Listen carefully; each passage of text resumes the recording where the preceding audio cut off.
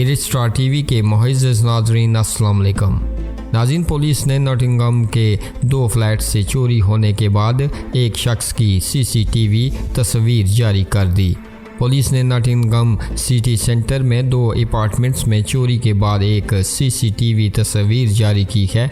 तस्वीर में नज़र आने वाले शख्स के बारे में बताया गया है कि वो राहदारी से नीचे जा रहा था और 2 अपार्टमेंट्स के अंदर जाने से पहले दरवाज़ा खोलने की कोशिश कर रहा था।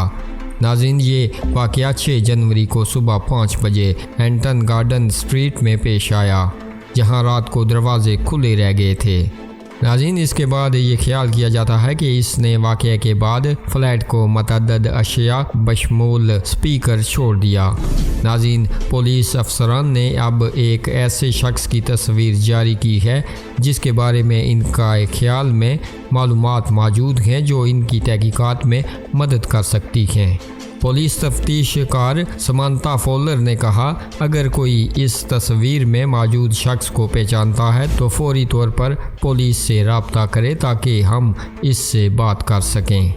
इन्होंने मज़ीद कहा कि ये इंतहाई अहम है कि लोग रात को अपने घरों और दुकानों के दरवाजे बंद रखने को यकीनी बनाएं, क्योंकि ज़्यादातर चोरियां मौका परस्त चोर ही करते हैं जो इस मौका की तलाश में रहते हैं कि कहीं कोई खिड़की या दरवाज़ा खुला हुआ मिल जाए।